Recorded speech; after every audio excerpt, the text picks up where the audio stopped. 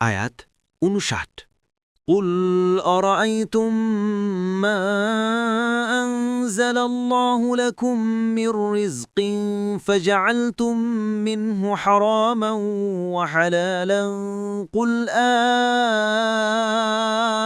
الله أذن لكم أم على الله تفترون বলুন, তোমরা আমাকে জানাও, আল্লাহ তোমাদের যে রিজিক দিয়েছেন তারপর তোমরা তার কিছু হালাল ও কিছু হারাম করেছ।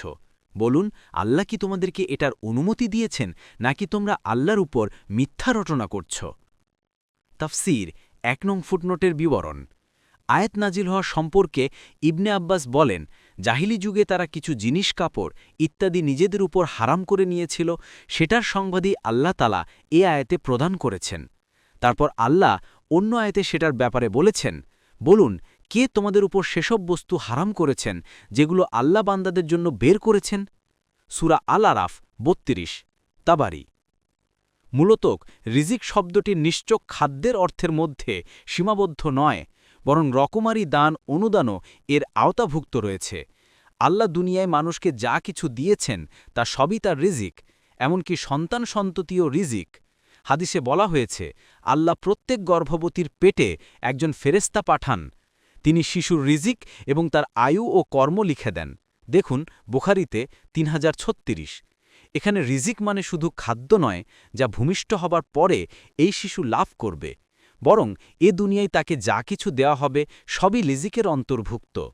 কুরআনে বলা হয়েছে, যা কিছু আমি তাদের রিজিক দিয়েছি তা থেকে তারা খরচ করে। সূরা আল বাকারা ৩। ২ নং ফুটনোটের বিবরণ।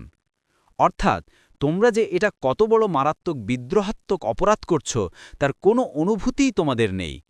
রিজিকের মালিক আল্লাহ, তোমরা নিজেরাও আল্লাহর অধীন। এ অবস্থায় আল্লাহর সম্পত্তিতে হস্তক্ষেপ এবং তা ব্যবহার ও ভোগ করার জন্য তার মধ্যে বিধিনিষেধ আরোপ করার অধিকার তোমরা কোথা থেকে পেলে? বিধিনিষেধ তো তিনিই দেবেন, তিনিই হালাল বা হারামকারী, অন্য কেউ নয়, আর তা তার রাসূলের মাধ্যমেই আসতে পারে। ফাতুল কাদিন। ৩ নং ফুটনোটের বিবরণ। আবুল আহওয়াস আউফ ইবনে মালেক ইবনে নাদলা তার পিতা থেকে বর্ণনা করেন যে, আমি রাসূল সাল্লাল্লাহু আলাইহি সাল্লামের নিকট খুব অবিন্যস্ত অবস্থায় আসলাম। রাসূল সাল্লাল্লাহু আলাইহি সাল্লাম আমাকে বললেন, তোমার কি সম্পদ আছে? আমি বললাম, হ্যাঁ। তিনি বললেন, কি সম্পদ? আমি বললাম, সব ধরনের সম্পদ, উট, দাস, ঘোড়া এবং ছাগল। তখন তিনি বললেন, আল্লাহ যদি তোমাকে কোনো সম্পদ দিয়ে থাকেন তবে তা তোমার নিকট দেখা যাওয়া উচিত।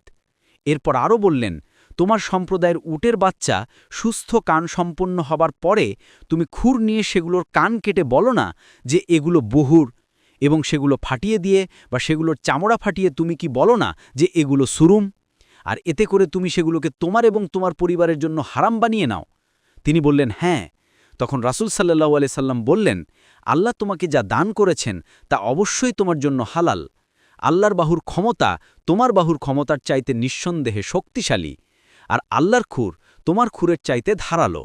সুতরাং কোনো হালাল বস্তুকে হারাম করার ক্ষমতা মানুষকে আল্লাহ দেননি। তারপর আল্লাহ তাআলা তাদেরকে আখেরাতের কঠিন ভয় দেখিয়ে এরূপ কর্মকাণ্ড থেকে বিরত থাকার নির্দেশ দিচ্ছেন।